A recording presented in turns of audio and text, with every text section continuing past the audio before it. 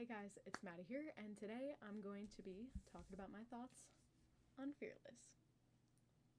So let's get started. Okay, so I thought it would be fun to make a little PowerPoint presentation about my thoughts on Fearless and a bunch of questions that I'm sure that both you guys and me have if you read this book. Now, before I get started, this contains spoilers, so if you don't want to be spoiled, please click away. Anyway, so let's get into it. My thoughts on Fearless by Lauren Roberts. Alright, what I enjoyed. So, I enjoyed Kai and Peyton's relationship, especially during the Shallows trial. Now, their relationship was so good throughout this book. I loved everything that was highlighted. It was just everything I could have wanted. It was great. I have nothing more to say.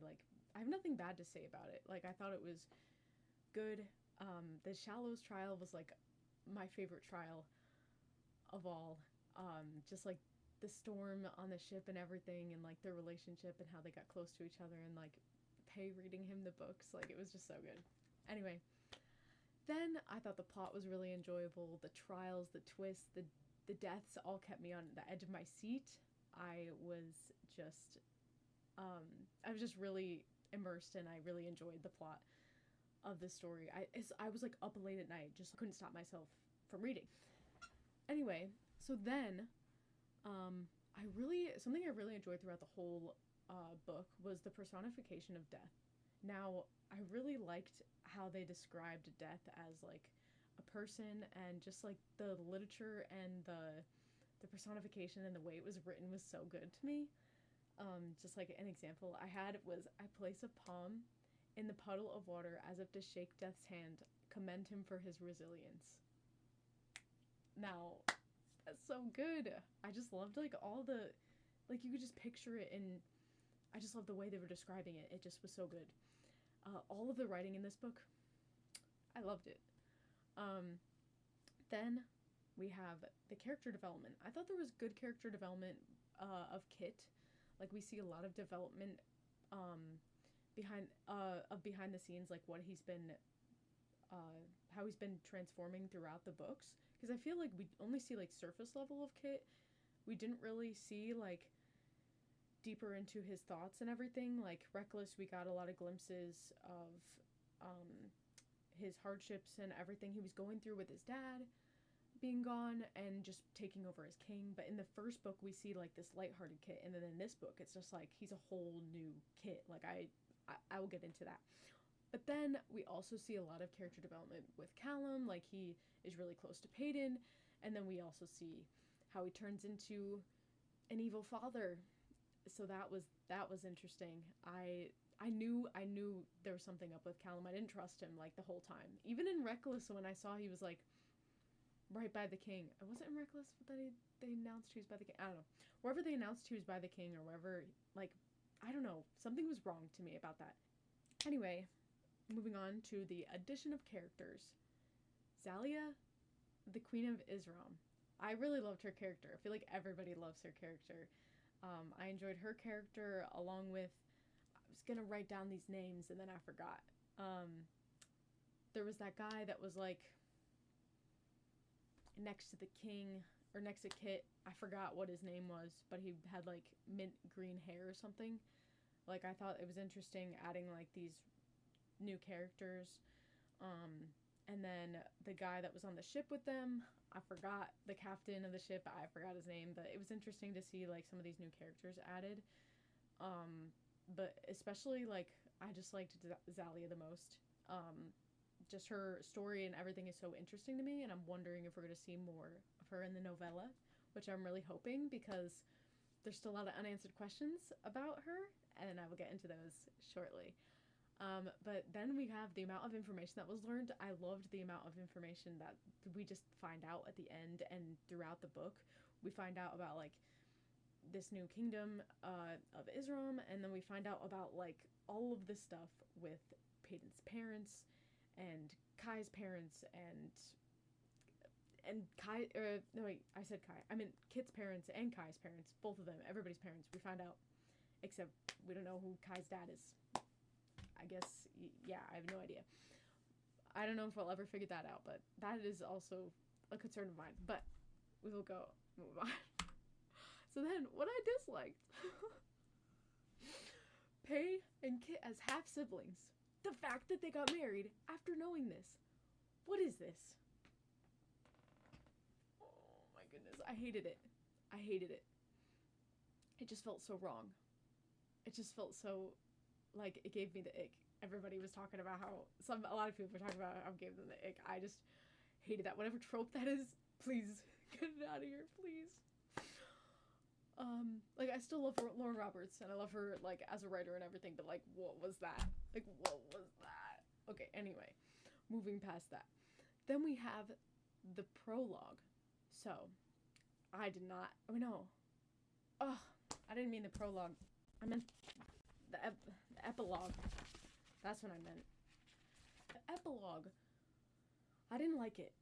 I felt like it was, like, kind of this, like, downer for, like, the last note of the series, and I just felt like it was really sad to see, like, Kit there, like, in this sort of nothingness of death. I don't even know. It was supposed to be, like, purgatory, but I don't know. It was weird. I didn't like that. I just wish that he would have just been gone, and, like, we never saw them again, because I just don't like hearing about that, like, after he was dead. And I know they personified death the whole time, and I liked that, but I didn't like that they turned it into some random girl. And I know, like, maybe this girl is not random, but I don't know, like this girl named Mara, it's like, I don't know, it just didn't make sense to me, and it just felt like it was more confusing than, like, ending. And this is supposed to be like an end of a trilogy, so this didn't make sense to me at all. Like, I feel like the epilogue shouldn't have never existed. And also, I'm confused how there was even a question people had that Mac and Adina were the people talking to him. Like, people were questioning if it was them. It was definitely them. Like, there was no questions from me. Like, I just knew it was Mac and Adina. But anyway, moving on. Kit's behavior. Like, who even is Kit? I don't recognize him from the first book. He's not the same man from the first book. I did not really like how he was acting at all. And I don't know, to me, it was really, I know he was, like, in his own head a lot of the time, and he was thinking of himself, but I feel like it was weird that he never questioned, like, about Peyton being his sister. But, I mean, he probably was so, like, just thinking about himself, and he didn't really think about Callum and stuff, I don't think either. But anyway, moving on. So then, the first trial, I mean, I know this is, like, nitpicking at this point, but the first trial for me seemed too easy. I just felt like there should have been more. But you know what? It doesn't matter. This book was, like, 500 and something pages, almost 600, so it doesn't matter. Anyway, I also wondered why, this bothered me, why Kai and Peyton never questioned if they were related. Like, they just acted like everything was okay. Like Kai doesn't even know who his dad is. I know this is, like, stupid, but, like, I don't know. It was so weird. And I don't think I ever wrote that down, but also his mom. Why didn't his mom not say anything? The whole entire time she was just like, you'll learn.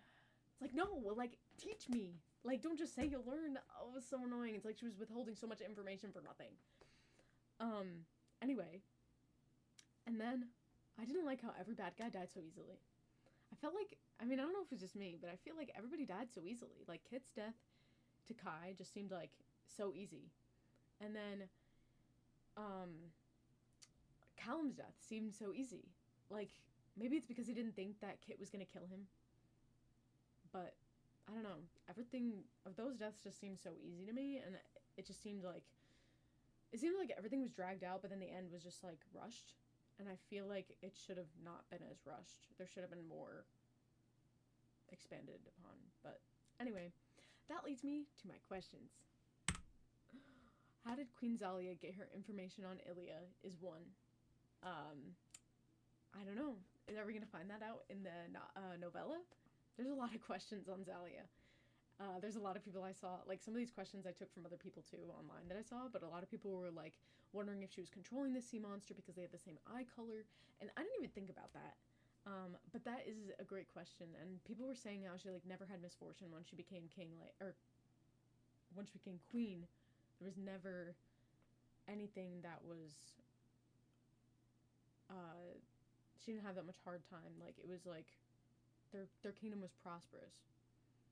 So I'm questioning if she has powers, because if she could turn into that sea creature, or like there's definitely something going on, and like who is she, and like how does she know things so well? Like how does she know about the like a lot of people were saying how did she know about the plague being in the roses, but I feel like that wasn't really that much of a question to me. I just felt like she was like smart.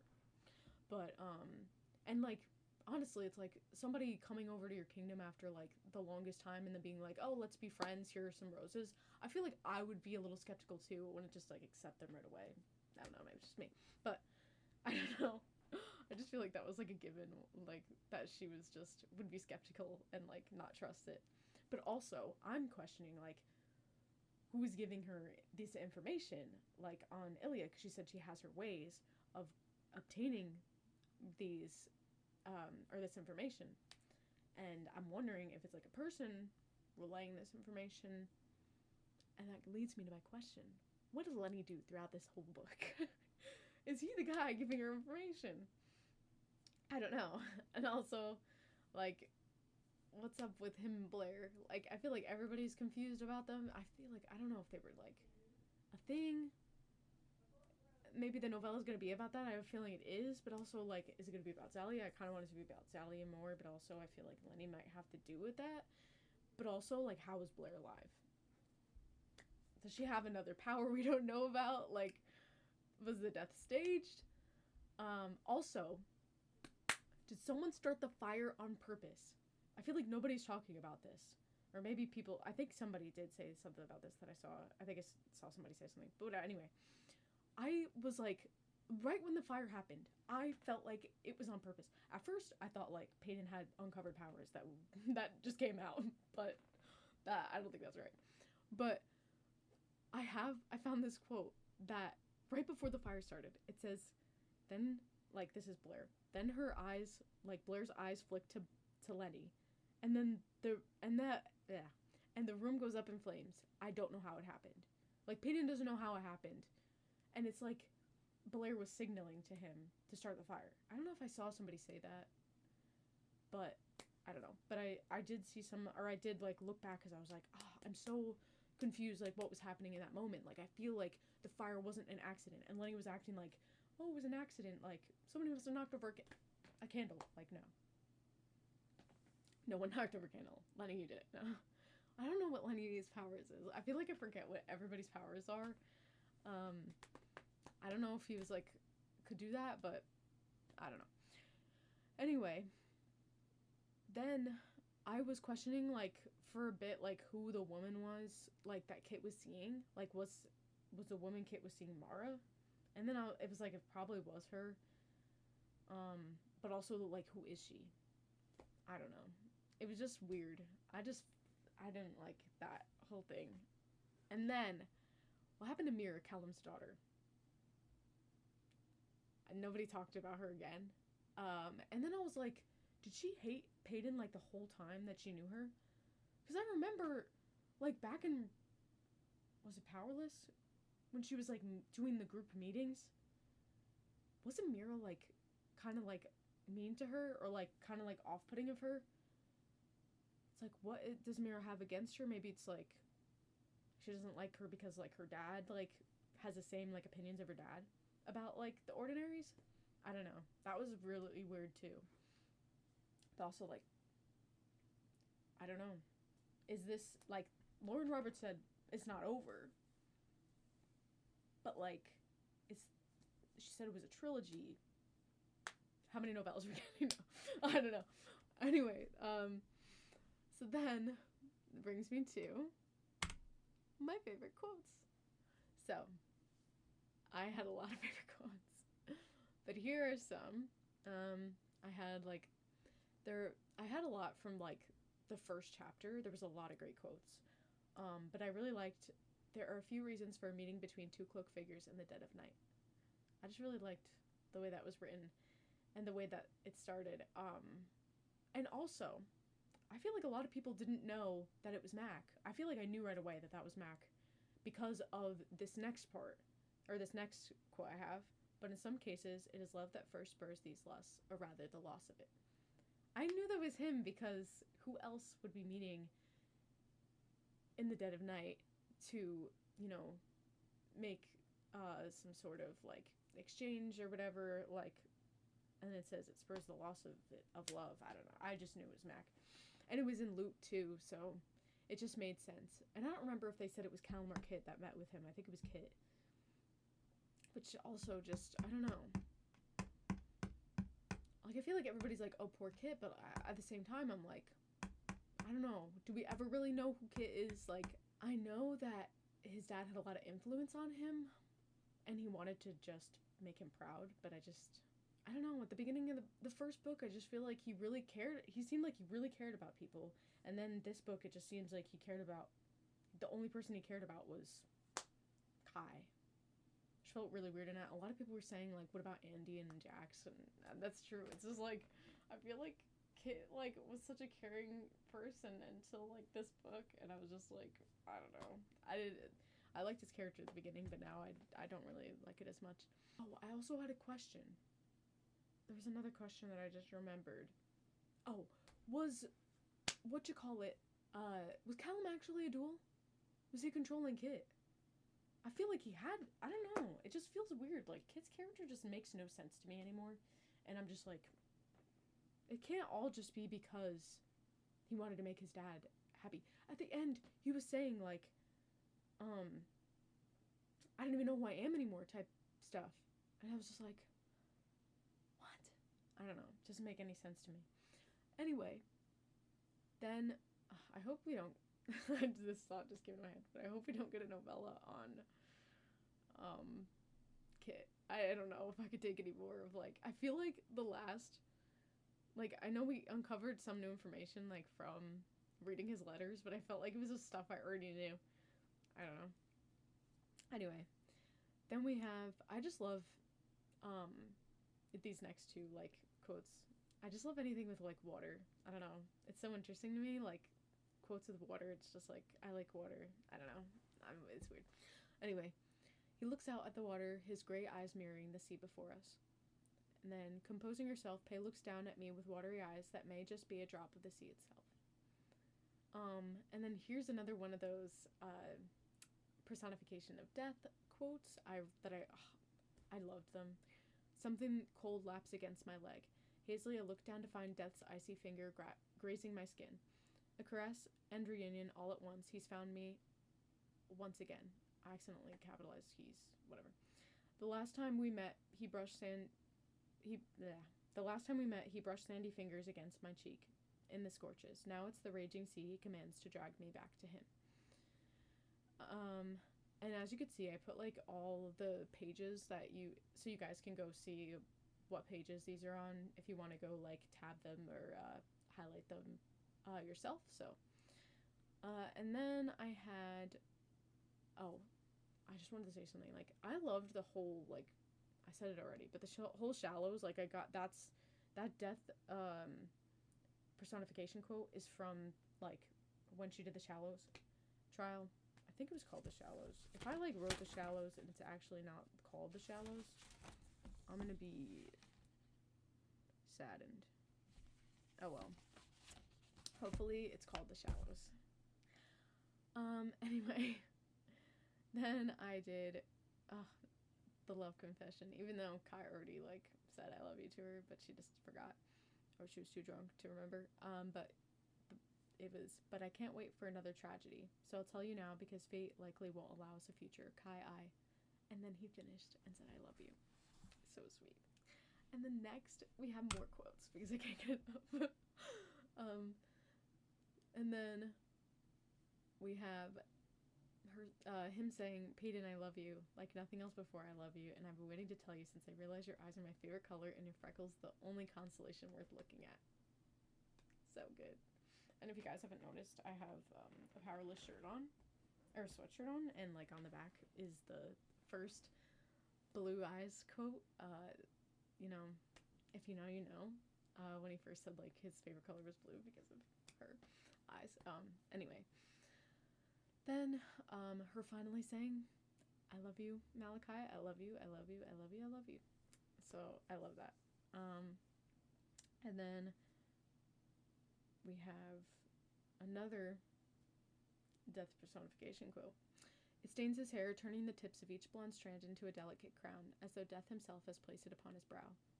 I love that quote. It's so, the imagery too that it depicts. Just his hair just having, kind of like, just the tips of his hair having like blood on it to resemble a crown. I don't know. And death. I think that's cool. Anyway, then I had to include this quote because it's just like, what a great way to end, like, I wish the book just ended with that, honestly, but we had the epilogue. Anyway, so I loved how it ended. This life is sweet like honey. And it's just like, Adina. Oh, it's so good. Then, after the more quotes, we have, I kind of forgot what I put. My ratings. So, let's talk about them. I know you can see the stars. Oh my gosh, the stars. I just thought of Max. He was looking at the stars. Okay, anyway. Or he was gonna say, oh, I should have included that quote. That he was like, see you in the stars or something. And he was like looking up, and it like, when she read that in the fabric of his vest or whatever, I was like, that's what he was gonna say. Like, I didn't even like think of that. Anyway, that was great. Anyway, we got the plot. The plot I give 4 stars because I really enjoyed like everything and all of the action and everything that was going on, the shallows and all of that. I really enjoyed it, and all the information, everything was really good. I don't give it 5 stars because I don't really like the plot point of Kit and Pea's siblings, half siblings. Yeah. Anyway, moving on. Character development. I give character development a 4 star because I feel like Kai and Peyton really learn a lot about themselves and about everything that's going on in the like kingdom and everything. And Pei starts off like she's always like wanting to be powerful, but this time I feel like she ends up growing and changing and really loving being ordinary. And she just like thinks about how like she took down like King Edric, like being ordinary, and how that must have felt to him like horrible. And it's just like she kind of, which she shouldn't really be like, yeah, I feel good because he hated me, but I like how she kind of like got strength from that. So and kind of embraced how she's ordinary from that too. And then we got the fantasy elements. I give this a 3, but I feel like I'm gonna change it to a 4 because I feel like I'm being like not I'm being too critical, maybe. Because I feel like there was still a lot of fantasy elements. Maybe there wasn't a lot of new stuff, but I did enjoy like some of the new things that they added, like the sea monster and the plague with the roses, that stuff.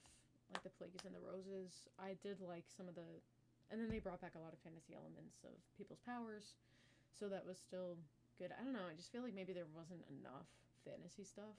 I don't know. Anyway, the romance, 5 star. Couldn't get any better than that. It just was so good. And then we got the writing style / poetry, or / poetry. I feel like I can't speak. And I give that a 5 too, because the writing style and the poetry, I love the way Lauren Roberts writes. She's so good. Like, just the way she writes like poetry, and she has like, it's just so good. Anyway, then we have action, and I give that a 3, but I feel like I should bump that up to a 4 too, because I don't know, I just felt like there wasn't enough action. Like, I know there was a lot, but at the same time, it was a lot about romance. And I feel like, and this brings me to like my next thing, villains, I only give 2 stars because I like how Kai and Callum kind of is like the villains of this, and I feel like they just, and like yeah, the sea monster too, but I feel like there just wasn't enough, like, I feel like we didn't get to see them, like, their evil intentions enough, I guess, or like we didn't get to see like the fighting. I just feel like they went out like anticlimactically. I feel like they were just like hurried up and said like what they were doing and what their evil plans were, and then they just died, and it was just like, okay, I don't know. I just feel like there should have been more. It was rushed, and I wanted more from the villains. I feel like there should have been more of a struggle, and they should have put up more of a fight for like being so much talk. I don't know. And I feel like the sea monster was defeated really easily, but I don't know. Maybe that's just me. Anyway, moving on to my review and thoughts, because I know you've been waiting for what I rate the book overall, and I give this book a 4.5 stars. I really enjoyed it. I loved a lot like of it, and I, even though I know I'm like critically analyzing this, I was keeping myself up at night trying to read it and finish it. I was like, I turned my lights off and I was like listening to the audiobook and like going to bed, and then I was like turn my light back on and open the book because like some intense stuff started happening, and I was like, I want to keep reading but I can't. So I commend Lauren Roberts for keeping me up at night. I was already up as it was, but I was just loving reading it and getting immersed in the world that she created. And then overall, like, I'd say it's a great book. Writing is amazing as per usual, and I'm looking forward to get answers from the novella. Lauren Roberts hasn't released like what the novella is about yet, like whose perspective, so I'm interested to see who. I think that everybody's either thinking it's Zalia or they're thinking it's Lenny and Blair. And I think it's gonna be, maybe it's gonna be a combination of the three, because I don't know. I feel like Lenny was not seen a lot, and I'm just like wondering what him and Blair were doing the whole time. I don't know. Like maybe they like, I don't know, because Blair was also saying sorry for Adina, so I feel like, and she said it kept her up at night, so I feel like she's not as bad as everybody thinks she is, but we'll see. And then I had a fun time reading it, and I cried a lot, and I love it when books make me cry and get that emotion out of me, and I was just loving it. And I know everybody was like really sad about Mac's death, but I as a writer myself, like as an aspiring writer, I really like when books do stuff like that and like kind of throw you off, or like, and I kind of liked how he was like, you know, reunited in death with Adina, and I liked that whole story because I felt like his story kind of got wrapped up and he kind of got closure in a way, I guess, because he died. But anyway, I just thought it was, and well, I guess he got closure about Peyton because he was like really mad at her, and then when he fought her, you know, he ended up like feeling bad for her too, I guess. And then yeah, so I really enjoyed the book, and yeah, it was great. So thank you for watching. Bye.